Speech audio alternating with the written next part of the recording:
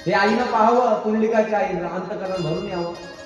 अगं माझ्या पुंडलिकाला काम करायला लावते, उद्वेगानं खाली आली आणि 10 दिवसात सोनवारीच्या कानावर मारली. माझ्या पुंडलिकाला काम करायला लावते. पुंडलिकानं काय करायला पाहिजे होतं?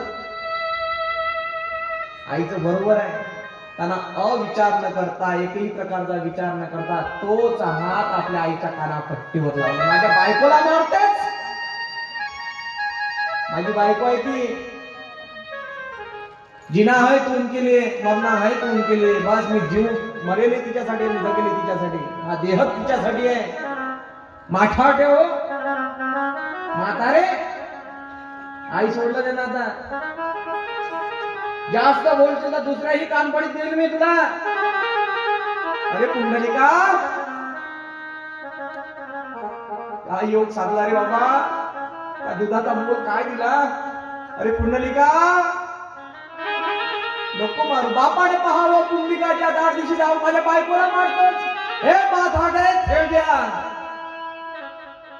लातीनं प्रहार करावा त्या पुंडलिकानं. पुंडलिक, भक्त पुंडलिक, यांना मारावं, यांना जाणावं, मनात भाव यावा फक्त आपल्या रोपांसाठी, भोग वासनेकरिता. माझी बायको, माझंच मूल, माझीच गाडी, माझ्याच बायकोची गोल गोल साडीमध्ये राहावं, असं पुंडलिकाचं अंतकरण भरून येत आहे.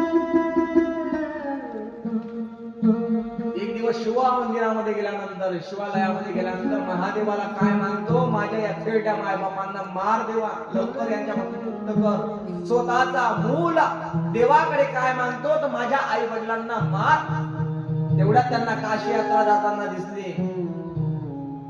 काशीला माँ गंगा आहे, माँ सरस्वती आहे, याच काशीला यमुना आहे, प्रयाग क्षेत्रामध्ये.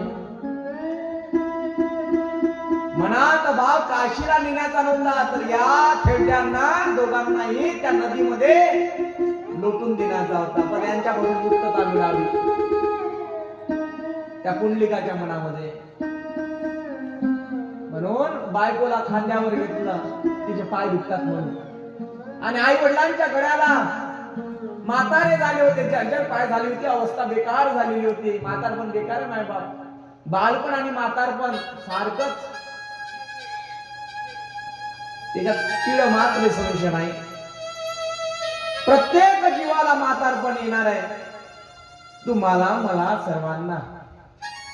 त्या जीवामध्ये आल्यानंतर म्हातार ज्याप्रमाणे वृक्षाला पालवी फुटावी, हिरवगार दिसावं आणि तप्त उन्हामध्ये जाता ते वाढलेला पाला खाली पडावा आणि हवेच्या दिशेने उडावा, असा तो देह आहे.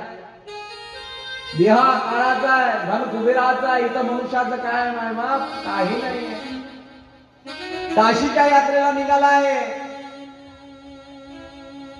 सुहागन तीर्थ करने चले, पति बिचारा बैल बना है, आप बनिए सुहागन तीर्थ करने चले. तीर्थ करायला चालले. ज्या पायांची जर्जर अवस्था झालेली आहे, चालता येत नाही, त्या अवस्थेला पुंडलिकाचं लक्ष नाही. पण सुंदर स्त्री बायको मिळाली. या उद्वेगामध्ये तो बायकोला खांद्यावर घेतो, झाडाखाली उतरवतो, पाय धावायला लागतो. इकडे आई बापांना वेळ होतो. अरे माथाड्या, हे खेळडे, तुला नेतो तर खरी नेतो आणि यायला वेळ करते. आता तू वेळ करणार नाही, लगेच दोर घ्यावा, त्या दोराचा फास तयार करावा आणि गळ्यामध्ये टाकावा आणि ओढत दिशा माय बापांना न्यावं, असा हा पुंडलिक. लोक काय म्हणतील याचा विचार नाही, स्वतःसाठी जो जगतो, जो स्वतःच्या मस्तीमध्ये जगतो, समाजाचं आचरण, आध्यात्मिक आचरण, याचा एकही प्रकारचा सुगावा त्याच्यामध्ये नाही, त्याला म्हणतात पुंडलिक. आचार विचार भ्रष्ट, नीतीनं वाईट झालेला मनुष्य तो पुंडलिक. ओढत ओढत येतोय, तेवढ्यात दम लागतो. दम लागल्यानंतर कुक्कुट स्वामींच्या आश्रमात जातोय. कुक्कुटांना म्हणतोय, आणि काशीचा रस्ता भुललेला, कृपया करून आम्हाला तुम्ही तो त्याचं मार्गदर्शन करावं, कोणत्या रस्त्यावर काशी आहे. कुकुट स्वामी म्हणतात गड्या मी काशी तर काय पंढरपूरही पाहिलं नाही साधं.